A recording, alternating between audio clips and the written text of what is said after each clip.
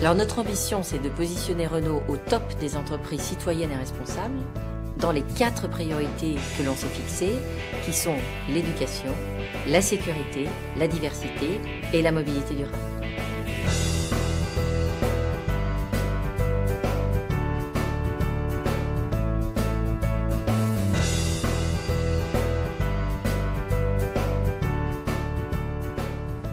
Bienvenue au Technocentre Renault, qui s'étend sur une superficie de 150 hectares et qui accueille 11 000 collaborateurs. À l'origine a été construit dans une logique programme où le premier bâtiment qui s'appelle l'Avancée intègre tous les avant-projets et le design. Ensuite on a un bâtiment qui est construit suivant les projets en logique matricielle, les métiers sur les plans horizontaux et les projets sur les plans verticaux. Et derrière ce bâtiment il y a la réalisation des prototypes qui permet de concrétiser les projets. Ensuite, il y a une multitude d'autres bâtiments pour intégrer tout ce qui est logistique, les laboratoires, les fonctions transverses.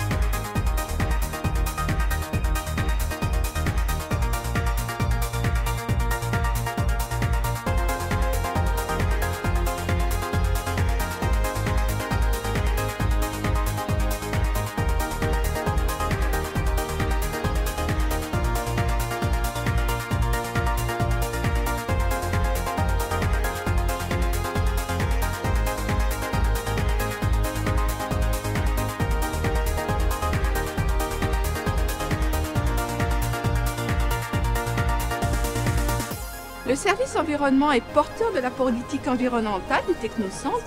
Ça fait effectivement 10 ans que nous sommes engagés dans l'ISO 14001 et que nous sommes donc certifiés ISO 14001 et donc engagés dans une politique de développement durable et d'amélioration continue. Si je veux illustrer un peu le service rendu aux résidents par rapport à ces thèmes, donc nous travaillons sur bien sûr les ressources énergie, le tri et la valorisation des déchets et la maîtrise des produits chimiques.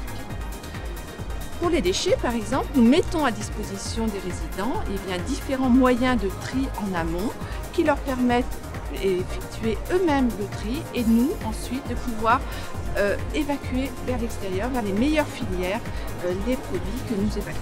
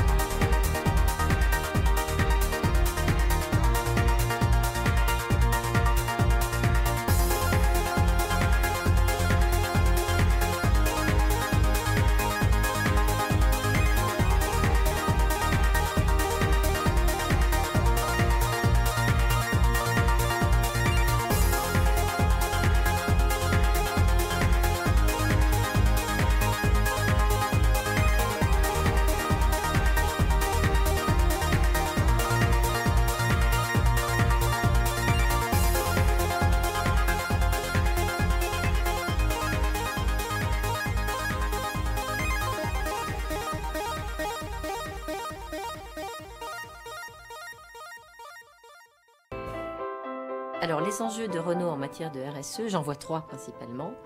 D'abord, c'est d'être conforme aux obligations réglementaires en matière à la fois sociale, éthique et environnementale. Deuxième enjeu, c'est d'anticiper, voire d'innover pour proposer des solutions adaptée aux nouvelles exigences qui peuvent émerger dans la société, dans ces domaines-là de la responsabilité sociale. Et puis le troisième enjeu, c'est un enjeu de réputation pour l'entreprise et donc d'image. Alors, cette année, on a engagé toute une série de chantiers. Je peux vous parler par exemple du diagnostic que l'on a engagé autour de la diversité pour vérifier que chaque collaborateur dans l'entreprise a les mêmes chances en fonction de son mérite, en fonction de ses envies ou de son potentiel de progresser. Autre exemple, on a mis en place avec notre partenaire Nissan une charte responsable qui permet à chaque fournisseur de suivre les règles sociales, environnementales ou éthiques ou de gouvernance qui doivent s'appliquer. Notre approche de la responsabilité sociale, elle est très pragmatique. Elle s'attache à concilier l'intérêt général, l'intérêt de la société avec la performance de Renault.